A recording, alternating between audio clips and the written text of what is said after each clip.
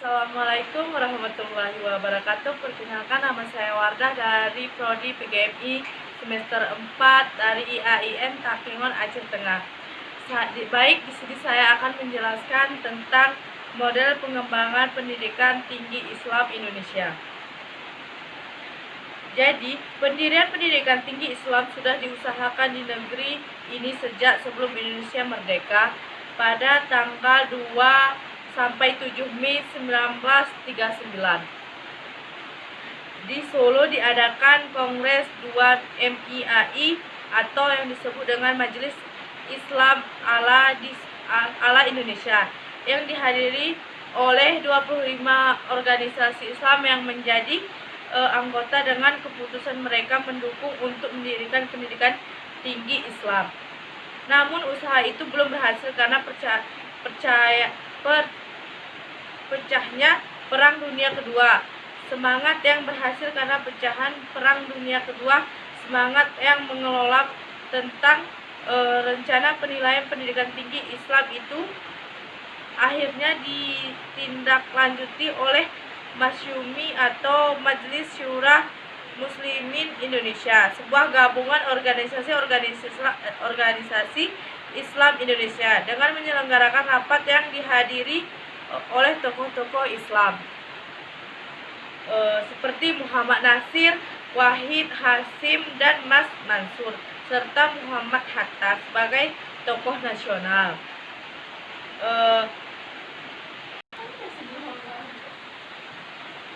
Jadi, dalam perkembangan berikutnya telah berdiri cabang-cabang IAIN untuk memberikan pelayanan pendidikan tinggi yang lebih luas terhadap masyarakat sampai berjumlah 40 fakultas cabang IAIN.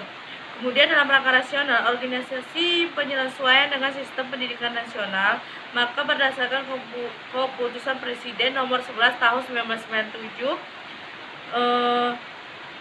40 fakultas cabang IAIN itu dilepaskan menjadi Sekolah Tinggi Agama Islam Negeri, yaitu STAIN.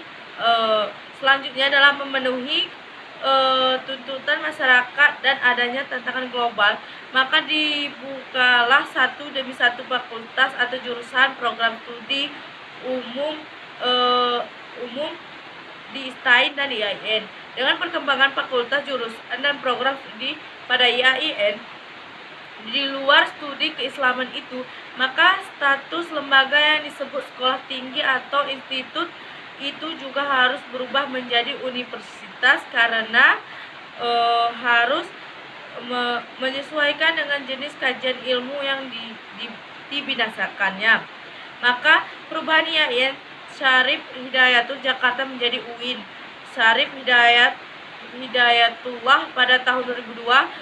2 tahun berikutnya, yakni pada tahun 2004, IAIN Sunan Kalijaga Yogyakarta dan STAIN Malang juga berubah menjadi UIN.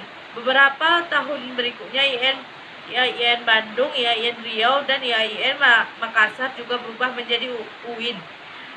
Terakhir pada tahun 2019, 2 IAIN ini susunan APEL Surabaya dan IAIN Alaniri Banda Aceh ikut berubah menjadi UIN. Sampai sekarang berdiri sudah ada 8 Universitas Islam Negeri Indonesia, sedangkan IAIN ada 19 buah dan STAIN ada 27 buah. Dan masih ada kemungkinan IAIN menjadi UIN dan STAIN menjadi IAIN. Bertitik tolak dari perubahan STAIN menjadi IAIN menjadi UIN sebagaimana tersebut di atas, maka di sini timbullah berbagai persoalan. Apa filosof perubahan kelembagaan STAIN menjadi IAIN menjadi UIN tersebut? Bahwa bentuk IAIN atau STAIN sebagai institut Islam nyatanya tidak cukup untuk mengembangkan pendidikan Islam yang bersifat universal, sebagaimana disebutkan pada pasal 1 ayat 19 PP nomor 66 tahun 2010 tentang pengelolaan dan penyelenggaraan pendidikan, bahwa sekolah tinggi itu adalah perguruan tinggi yang menyelenggarakan pendidikan akademik dan atau vokasi dalam lingkup satu disiplin ilmu tertentu. Sedangkan menurut pasal 1 ayat 20 Institut adalah perguruan tinggi yang menyelenggarakan pendidikan akademi dan atau vokasi yang lingkup satu kelompok disiplin ilmu, pengetahuan, teknologi, atau seni. Baik, jadi kesimpulannya, perubahan STAIN atau IAIN menjadi UIN ternyata membuka harapan baru bagi umat Islam untuk mengejar ketertinggalan mereka dan sebagai jawaban atas tantangan yang timbul di masa global.